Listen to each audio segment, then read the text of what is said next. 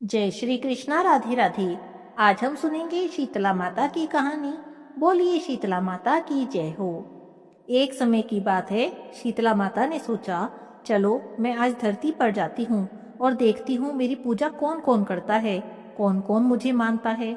बस ऐसा सोचकर शीतला माता धरती पर राजस्थान के एक गांव में आई और वहां पर उन्होंने देखा कि इस गांव में ना तो उनका मंदिर है और ना ही यहाँ पर कोई उनकी पूजा ही करता है। तब शीतला माता उस गांव की गलियों में घूमने लगी। तभी एक मकान के ऊपर से किसी ने चावल का उबलता हुआ पानी नीचे फेंक दिया।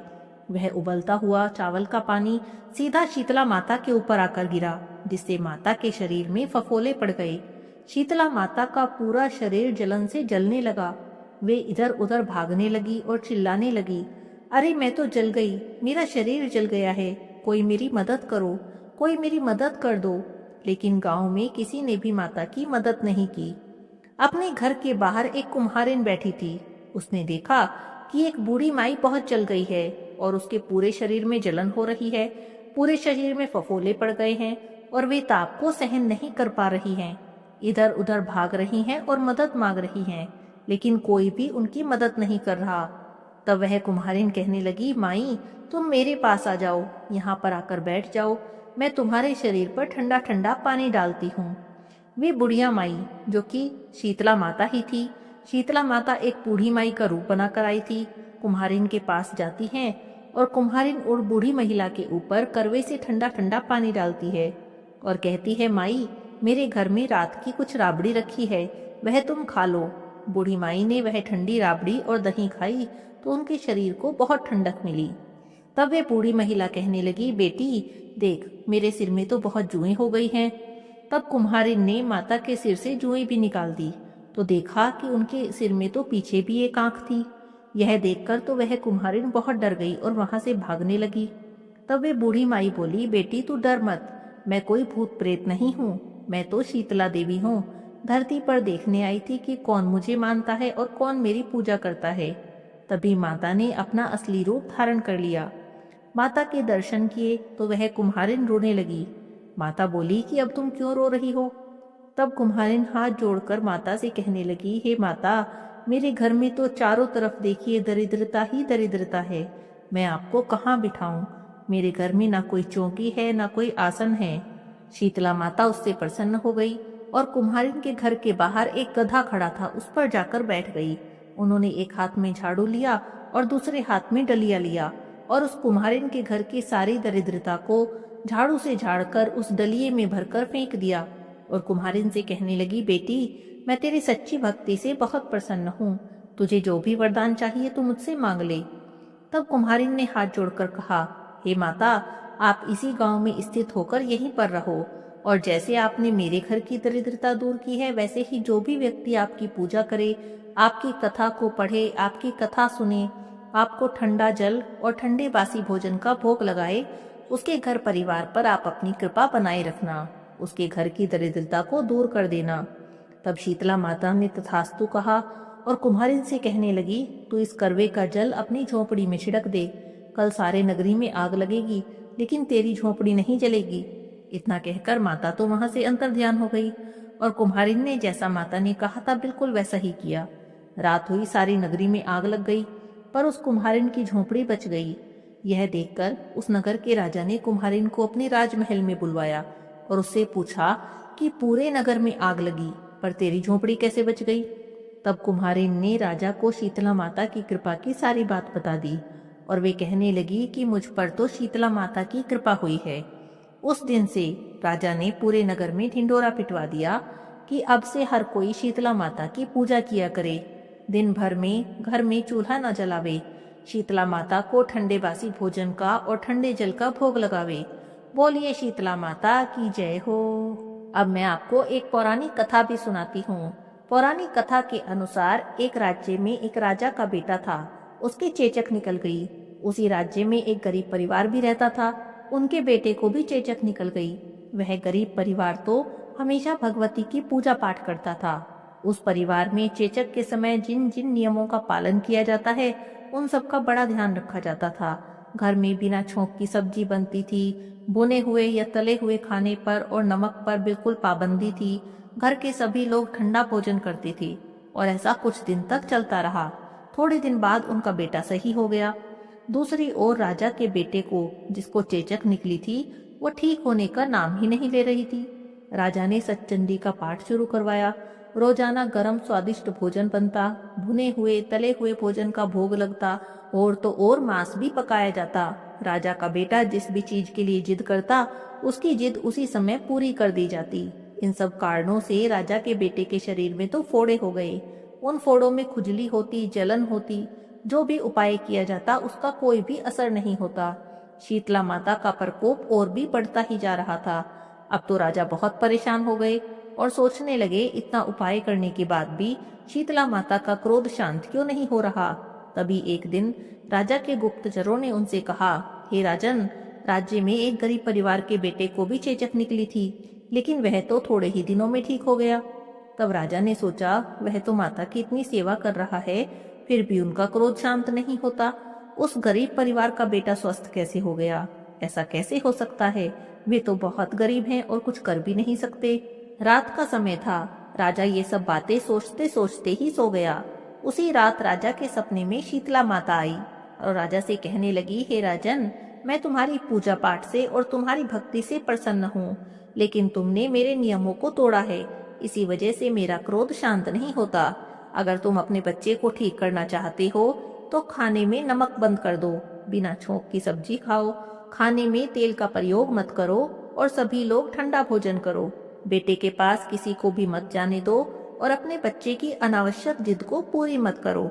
अगर तुम ऐसा करोगे तो तुम्हारा बच्चा बहुत जल्दी ही ठीक हो जाएगा, क्योंकि वह गरीब परिवार भी मेरी पूजा पाठ बड़ी श्रद्धा से करता था।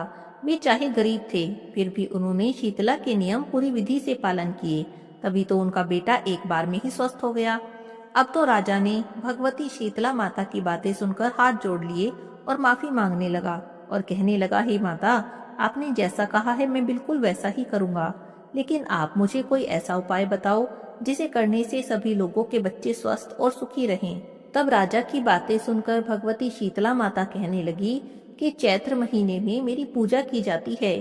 चैत्र महीने में विधि विधान से मेरी पूजा करना।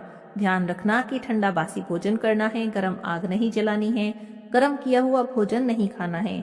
विधि विधान से शीतला माता की पूजा करके व्रत करना है और व्रत कथा सुननी है।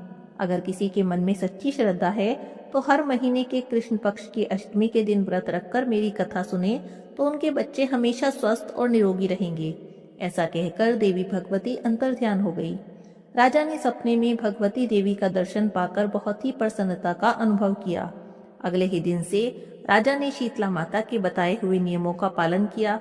देखते ही देखते कुछ दिनों में राजा का बेटा भी स्वस्थ हो गया। उसके बाद राजा ने पूरे राज्य में घोषणा करा दी कि चैत्र महीने में कृष्ण पक्ष में आने वाली सप्तमी तिथि को, अष्टमी तिथि को पूरे चैत्र महीने में शीतला माता की विधि विधान से पूजा की जाए। उस दिन पूरे राज्य में कोई भी अपने घर में चूल्हा नहीं जलाएगा। हर महीने की अष्टमी तिथि के दिन भी व्रत रखकर कथा सुनी जाएगी। सारी जनता ने राजा के इस आदेश का पूरी श्रद्धा से पालन किया। ऐसा करने से सभी को शीतला माता का आशीर्वाद प्राप्त हुआ। पूरे राज्य में कभी कोई रोग आता ही नहीं था।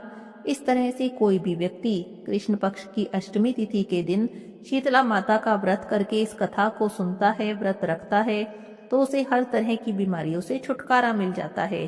बोलिए शीतला माता की जय हो। अब आपको सुनाती हूँ शीतला माता की एक और कहानी। बहुत समय पहले किसी गांव में एक बुढ़िया माई रहती थी। बुढ़िया माई के दो बेटे थे, दो बहुएं थी। बुढ़िया माई की बड़ी बहू बहुत झगड़ालू स्वभाव की थी। हर किसी से बस झगड़ा ही करती रहती। पूजा पाठ तो बिल्कुल भी नहीं करती थी। उसका तो जैसे भगवान में विश्वास ही नहीं था। जबकि छोटी बहू बहुत दयालु और मिलनसार थी, पूजा पाठ करने वाली थी, रोज भगवान की पूजा करती थी। दोनों बहुओं को एक एक बेटा था। बस इसी तरह उनके दिन बीत रहे थे। आया शीतला माता की पूजा का दिन, तो सास ने सोचा, बड़ी बहू को तो कुछ कहना ही बेकार है, उसका तो पूजा पाठ में मन ही नहीं लगता, वो तो भगवान को मानती ही नहीं है। तो उसने छोटी बहू को बुलाया और शीतला माता का भोग बनाने को कह दिया। शीतला माता का भोग पहले दिन बनाया जाता है। ठंडे बासी भोजन का भोग लगता है। छोटी बहू देर रात तक शीतला माता का भोग बनाती रही। अभी वह भोग बना ही रही थी कि उसका बच्चा रोने लग गया। तो उसने जल्दी जल्दी से माता का भोग बनाया और बच्चे को देखने चली गई। जल्दी जल्दी के चक्कर में चूल्हा बंद करना ही भूल गई और बच्चे के पास जाकर लेट गई। दिन भर की थकी हारी थी, उसे नींद आ गई। चूल्हा जलता ही रह गया। आधी रात के समय शीतला माता सबके घर में फेरा करने आई। जब छोटी बहू के घर में गई तो देखा वहां पर चूल्हा जल रहा था। शीतला माता के तो पूरे शरीर में जलन होने लगी, उनका तो पूरा शरीर ही जल गया। इससे शीतला माता को बड़ा क्रोध आया और उन्होंने छोटी बहू को श्राप दे दिया, जैसे मेरा शरीर जला है वैसे ही तेरा भी पेट जल जाए।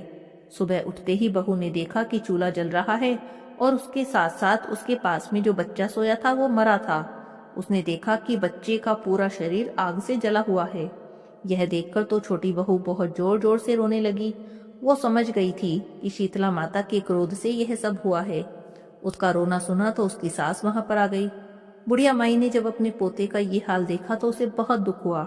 फिर भी बहू को धीरज बंधाते हुई कहने लगी, बेटी शांत हो जा, ऐसे रोने से क्या होगा, ये तो शीतला माता का क्रोध है। शीतला माता से माफी मांग, शीतला माता की पूजा कर, माता प्रसन्न होगी तो फिर से सब अच्छा हो जाएगा।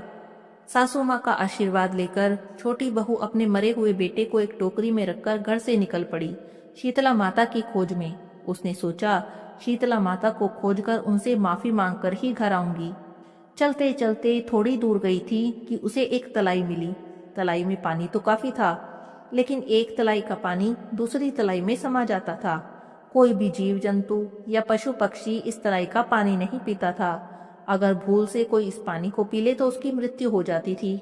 छोटी बहू को वहां से जाते देखा तो उस तलाई ने आवाज लगाई, बहन तुम कहाँ जा रही हो? तो छोटी बहू कहने लगी, मैं तो शीतला माता को खोजने जा रही हूँ। शीतला माता मुझसे क्रोधित हैं। शीतला माता को ढूंढूंगी, उनसे माफी मांगूंगी और अपने श्राप का निवारण पूछूंगी। यह सुनकर वे दोनों तलैया कहने लगी, बहन अगर तुम्हें शीतला माता मिल जाए तो हमारे दुख का निवारण भी पूछ लेना। हमारी तलाई में कोई पानी नहीं पीता और अगर गलती से कोई पी भी ले तो उसकी मृत्यु हो जाती है। पता नहीं हमने ऐसा कौन सा पाप किया है। तुम शीतला माता से हमारे पाप का निवारण भी पूछ लेना। छोटी बहू कहने लगी, ठीक है मैं पूछ लूंगी। आगे चली तो दो सांड मिले जिनके गले में चक्की के पाटे बंधे हुए थे। वे दोनों हमेशा आपस में लड़ते रहते थे। छोटी बहू को उन्होंने जाते देखा तो पूछने लगे, बहन तुम कहाँ जा रही हो? तो वो कहने लगी, मैं तो शीतला माता को ढूंढने जा रही हूँ। वे मुझसे क्रोधित हैं। उन्हें ढूंढकर उनकी पूजा करूंगी, उनसे प्रार्थना करूंगी। तब दोनों सांड बोले कि हम आपस में हमेशा लड़ते रहते हैं, ना जाने हमने ऐसा कौन सा पाप किया है। अगर तुम्हें शीतला माता मिल जाए तो हमारे दुख का निवारण भी पूछ लेना। छोटी बहू ने उनकी भी बात मानी और बोली, ठीक है तुम्हारे दुख का निवारण भी पूछ लूंगी। आगे चली तो एक बेर का झाड़ मिला। उसके नीचे एक बुढ़िया माई बैठी थी। बिखरे हुए बालों को दोनों हाथों से खुजा रही थी। छोटी बहू को देखते ही बोली, बेटी कहाँ जा रही है और इस टोकरी में क्या है? तू क्या लेकर जा रही है? छोटी बहू ने वहां भी कहा कि मैं तो शीतला माता को ढूंढने जा रही हूँ, लेकिन बुढ़िया माई तो उसकी कोई बात सुनती ही नहीं थी। वो बोली, अरे जरा इधर आ, देख मेरे सिर में देख, मेरे सिर में जुएं पड़ गई हैं। छोटी बहू को तो शीतला माता को ढूंढने की जल्दी थी, उसका बेटा जो मर गया था। फिर भी उसे बुढ़िया माई पर दया आ गई। उसने बुढ़िया माई को अपना बच्चा पकड़ाया और उनके सिर से जुएं निकालने लगी। बुढ़िया माई के सिर से जुएं तो निकल गई, उनकी खुजली भी समाप्त हो गई और सिर में ठंडक होने लगी। तो बुढ़िया माई ने छोटी बहू को आशीर्वाद दिया, जैसे मेरे माथे में ठंडक हुई तेरा पेट भी ठंडा हो जाए। बस फिर क्या था, बुढ़िया माई की गोद में जो मरा बच्चा पड़ा था वो जीवित हो गया। छोटी बहू को बड़ी हैरानी हुई। वे समझ गई ये बुढ़िया माई कोई और नहीं, साक्षात शीतला माता हैं। अब तो वो उनके पैरों में गिर गई और माफी मांगने लगी। रो रो कर गलती की क्षमा मांगने लगी। शीतला माता ने छोटी बहू को माफ कर दिया। बहू जाने लगी तो उसने दोनों तलैयों के श्राप का निवारण पूछा। तो शीतला माता कहने लगी, दोनों पहले जन्म में सौतने थी, आपस में बहुत लड़ती थी, कभी किसी की मदद नहीं की, यहाँ तक कि कभी किसी को एक गिलास पानी भी पीने को नहीं दिया, और अगर दे भी देती तो गंदा पानी देती। इन्हीं के कारण इन्हें श्राप मिला है। अब तू एक काम करना, दोनों तलैयों का थोड़ा थोड़ा पानी पी लेना, इससे उनका पानी मीठा हो जाएगा और उनके श्राप का निवारण हो जाएगा। छोटी बहू ने दोनों सांड के बारे में पूछा तो शीतला माता कहने लगी, पहले जन्म में देवरानी जेठानी थी, आपस में खूब लड़ती थी, कोई काम भी नहीं करती थी, कोई भी चक्की पीसने का काम नहीं करती थी। इसीलिए इस जन्म में दोनों को सांड का जन्म मिला है। दोनों लड़ती रहती हैं और उनके गले में चक्की के पाटे बंधे हैं। तुम उनके गले से चक्की के पाटे खोल देना, उनके पापों का नाश हो जाएगा और वे दोनों मिलजुल कर रहने लगेंगे। छोटी बहू तलाई और सांड के दुख का निवारण जानकर खुश होकर अपने बच्चे को साथ ले घर को चली। रास्ते में सांड मिले तो बहू ने उनके गले से चक्की के पाटे खोल दिए। उनका लड़ना झगड़ना बंद हो गया। आगे चली तो दोनों तलाइयां मिली। छोटी बहू ने दोनों से थोड़ा थोड़ा पानी पिया। उनका पानी अमृत के समान मीठा हो गया। इस तरह सबके दुख का निवारण करती हुई बहू अपने बच्चे को लेकर घर आ गई। बच्चे को जीवित देखकर बुढ़िया माई बहुत खुश हुई, लेकिन जेठानी का मुंह टेढ़ा हो गया। घर आकर बहू ने देखा कि उसका घर तो अनधन से भरा हुआ है। चारों तरफ अनधन के ढेर पड़े हैं। जेठानी को जब इस बात का पता चला तो सोचने लगी, अगर शीतला माता इतना सब कुछ दे सकती है तो अगले साल मैं भी देवरानी के जैसे ही करूंगी। दूसरे साल जब शीतला माता की पूजा का दिन आया तो जेठानी देवरानी की तरह भोग बनाने की तैयारी करने लगी। भोग बनाने लगी, रात तक भोग बनाती रही और जानबूझकर चूल्हा जलता छोड़कर सो गई। रात हुई तो शीतला माता फेरा डालने आई। चूल्हे में आग से उनका पूरा शरीर जलने लगा और उन्होंने जेठानी को श्राप दे दिया, जैसे मेरा शरीर जला तेरा पेट जल जाए। दूसरे दिन जेठानी ने देखा कि उसका लड़का तो मरा पड़ा है। वह बिल्कुल दुखी नहीं हुई बल्कि खुश हो गई। उसने लड़के को टोकरी में रखा और निकल पड़ी शीतला माता को ढूंढने। रास्ते में तलाई मिली। उसने पूछा, कहाँ जा रही हो? तो जेठानी गुस्से में बोली, तुम्हें क्या बताऊं, तुम्हें क्या पड़ी है? देख नहीं रही मेरा लड़का मर गया है। शीतला माता के पास इसे जिंदा कराने जा रही हूँ। तलाई बोली, बहन गुस्सा ना करो, अगर तुम माता के पास जा रही हो तो मेरा एक काम कर देना। जेठानी बोली, ना बाबा, मैं तो अपना ही काम कर लूं, इतना ही बहुत है। और इतना कहकर आगे चल दी। आगे चली, दो बैल मिले। पूछने लगे, कहाँ जा रही हो? दो जेठानी ने फिर से वही उत्तर दिया, तुम्हें क्या मतलब है? देख नहीं रहे मेरा बेटा मर गया है, शीतला माता के पास जा रही हूँ इसे जिंदा कराने। बैल बोले, तुम्हें माता मिल जाए तो हमारा भी एक काम कर देना।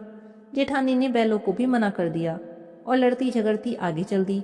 आगे चली तो झाड़ के नीचे बुढ़िया माई बैठी मिली। बुढ़िया माई अपना सिर दोनों हाथों से खुजा रही थी। तो जेठानी को देखकर पूछने लगी, तू कहाँ जा रही है? बता, तेरे पास क्या है? एक बार तू मेरा सिर देख दे, मेरे सिर में जुएं पड़ गई हैं। इतना सुनना था, जेठानी को तो बहुत गुस्सा आया। गुस्से में बोली, ए बुढ़िया, मैं कोई फालतू हूँ जो तेरे काम करती फिरूं? तू देख नहीं रही मेरा लड़का मर गया है, मुझे शीतला माता को ढूंढने जाना है, अपना बेटा जिंदा कराना है। इस तरह बुढ़िया माई को भी छिड़क कर वो अपने बेटे को लेकर आगे चल दी। सारा समय इधर उधर घूमती रही, लेकिन उसे शीतला माता नहीं मिली। थक हार कर रोती बिलखती अपने मरे हुए लड़के को लेकर घर आ गई। बुढ़िया माई के रूप में शीतला माता थी, जिसे वो पहचान न सकी। उसने किसी का भी भला नहीं किया, इसी कारण उसे ऐसा परिणाम भुगतना पड़ा, उसका लड़का जिंदा नहीं हुआ। इसीलिए तो कहते हैं, कर्म भुगतने ही पड़ते हैं। देवरानी ने अच्छे कर्म किए तो उसे शीतला माता के दर्शन हुए। हे शीतला माता, जैसे आपने देवरानी को दर्शन दिए, उसके अन्न धन के भंडारे भरे, जैसे उस पर कृपा करी वैसे ही सब पर करना। कहते सुनते हुंकारा भरते सब पर अपनी कृपा बनाए रखना। कोई भी गलती हो जाए तो उसे माफ कर देना। बोलिए शीतला माता की जय हो।